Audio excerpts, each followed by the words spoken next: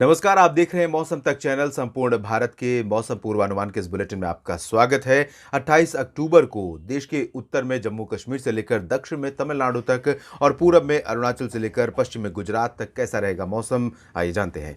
दक्षिणी प्रायद्वीपीय भारत इस समय सबसे ज्यादा मौसमी गतिविधियों का केंद्र होता है, क्योंकि दक्षिणी प्रायद्वीपीय भारत में नॉर्थ ईस्ट मानसून होता है। इसके अलावा उत्तर भारत के क्षेत्रों पर आने वाले WD पर्वतीय इलाकों से लेकर मैदानी इलाकों तक का मौसम का मिजाज बदल देते हैं।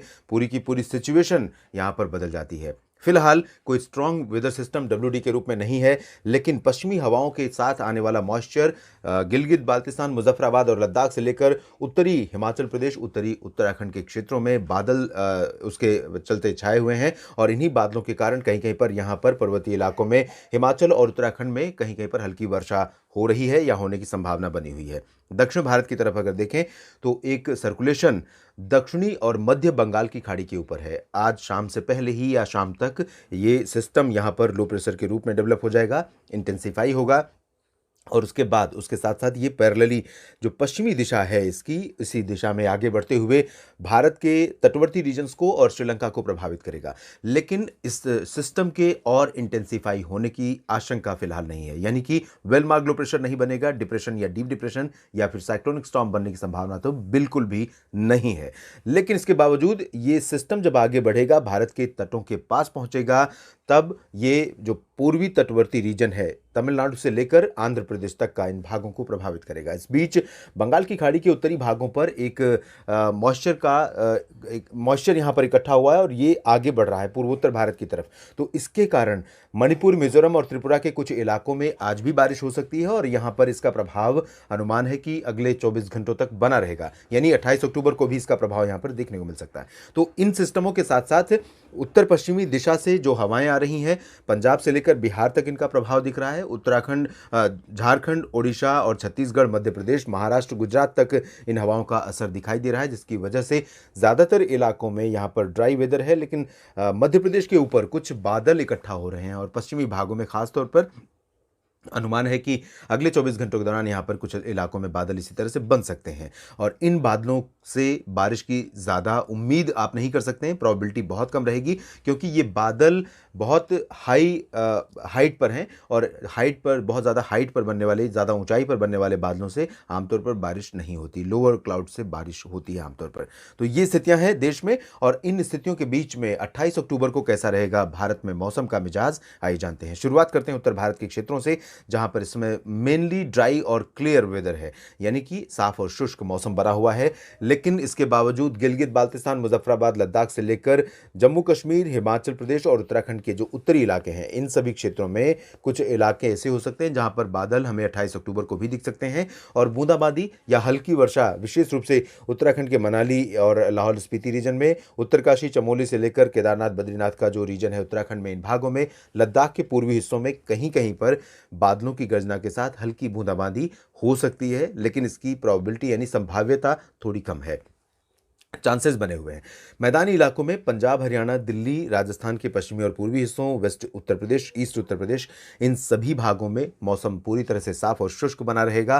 किसानों के लिए बड़ी राहत की खबर है, क्योंकि इस समय इन भागों में बारिश का ना होना ही किसानों के लिए सबसे अच्छा मौसम है। और पश्चिमी दिशा से जो शुष्क हवाएं चल रही हैं, इन हवाओं की मदद से न सिर्फ फसलें परिपक्व होने, तेजी से परिपक्व होंगी, बल्कि धूप का प्रभाव ज़्यादा रहेगा, यानी ब्राइट सनशाइन दिन में रहेगी। और ब्राइट सनशाइन की दरकार यानी आवश्यकता यहां पर है। तो यहां अनुकूल मौसम है खेती के लिहाज से अगर देखें तो गंगानगर, चूरू, हनुमानगढ़, बीकानेर, बाड़मेर, जैसलमेर, जोधपुर, जयपुर, अलवर, भरतपुर, भीलवाड़ा, उदयपुर, डूंगरपुर, इन सभी भागों में, साथ ही साथ हिसार, करनाल, रोहतक, पानीपत, नूह और पलवल, करनाल, साथ ही साथ यमुनानगर, अंबाला, कुरुक्षेत्र, पंजाब में लुधियाना, पटियाला, अमृतसर, दिल्ली और वेस्ट उत्तर प्रदेश में बरेली, आगरा, अलीगढ़ और बुलंदशहर, गौतम बुद्ध नगर समेत बागपत, बदायूं, आसपास के इलाकों में, सेंट्रल में लखनऊ, कानपुर और ईस्ट में वाराणसी, प्रयागराज, गोरखपुर, अयोध्या, इन सभी भागों में शुष्क मौसम बना रहेगा।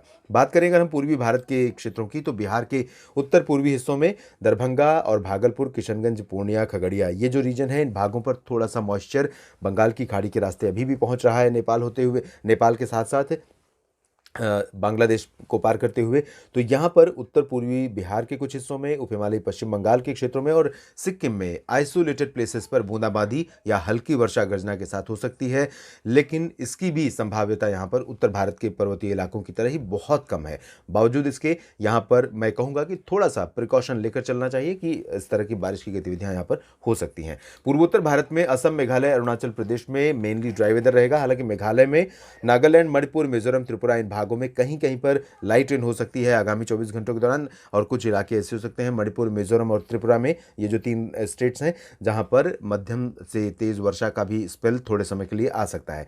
सेंट्रल इंडिया के भागों में ओडिशा पर थोड़ा सा गतिविधियां तटवर्ती रीजन्स में बढ़ रही हैं। उम्मीद कर सकते हैं कि तटवर्ती रीजन में पारादीप और आसपास के इलाकों में कहीं कहीं पर मध्यम से हल्की से मध्यम बौछारें गिर सकती हैं। अंदरूनी इलाकों में मेनली ड्राई वेदर रहेगा। छत्तीसगढ़ में भी उत्तर से लेकर दक्षिण तक ड्राई रहेगा। मध्य प्रदेश में भी मेनली ड्राई वेदर एक्सपेक्टेड है। पूर्वी और पश्चिमी भागों में, गुजरात में भी सभी जगहों पर शुष्क मौसम की संभावना है। बारिश के आसार नहीं है। हालांकि मध्य प्रदेश पर आपने देखा कि बादल पश्चिमी भागों में और सेंट्रल पार्ट्स में, यानी सागर, जबलपुर, भोपाल, विदिशा, ये जो रीजन है इन भागों में, उज्जैन, धार, इंदौर, रतलाम, मंदसौर, ये जो रीजन है इन भागों में कुछ स्थानों पर बादल कल भी बने हुए थे। इस समय भी हल्के बादल वेस्ट राजस्थान के ऊपर दिखाई दे रहे हैं। और आज के अलावा हमें 28 अक्टूबर को भी उम्मीद है कि इस तरह के बादल यहाँ रह सकते हैं। ऊपर से आने वाली हवाओं के मॉइस्चर के कारण ये बादल यहाँ पर बन रहे हैं। लेकिन जैसा कि मैंने बताया, इससे बारिश होने की संभावना फिलहाल नहीं है। महाराष्ट्र में मुंबई, नासिक, नागपुर, ठाणे, कल्याण और रत्नागिरी, सिंधुदुर्ग, सांगली, सतारा, कोल्हापुर समेत नांदेड़, चंद्रपुर और गढ़चिरौली समेत सभी रीजन्स में ड्राई वेदर रहेगा। शुष्क मौसम के कारण यहाँ पर दिन का तापमान सामान्य के आसपास रहेगा। हालांकि उत्तर से आने वाली जो हवाएं हैं, इन हवाओं के प्रभाव से न्यूनतम तापमान और अधिकतम तापमान में कुछ कुछ गिरावट हुई है सेंट्रल इंडिया तक, तो यहाँ पर भी प्रभाव पड़ा है। और छत्तीसगढ़, ओडिशा में भी तापमान में इसी तरह का अंतर देखने को मिलेगा। दक्षिण प्रायद्वीपीय भारत से पहले गोवा की स्थिति देखें तो गोवा में बीते 24 घंटों के पहले बारिश हुई थी। अब यहाँ पर शुष्क मौसम है, तो शुष्क मौसम की ही संभावना रहेगी।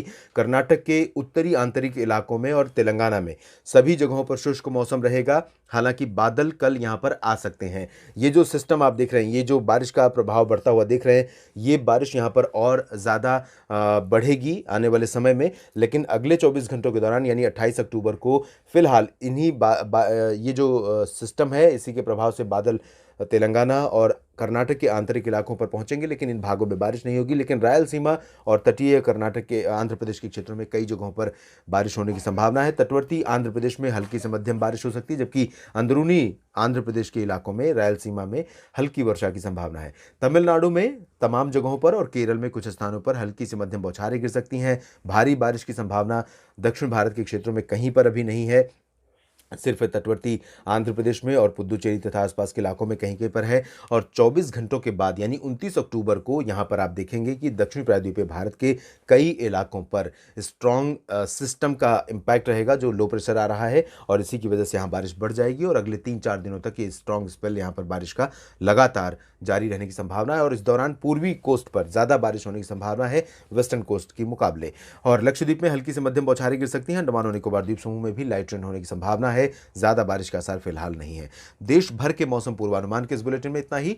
आप बने रहिएगा मौसम तक चैनल के साथ। आपके शहर में, आपके राज्य में किस तरह का मौसम आने वाले समय में रहेगा, इसकी चर्चा मैं लगातार करता रहूंगा और अपडेट भी आपको देता रहूंगा। बस आप करते रहिए, इस चैनल को सब्सक्राइब कीजिए, और अगर वीडियो में दी गई जानकारियां ठीक लगें तो लाइक और शेयर करना ना भूलिए। धन्यवाद।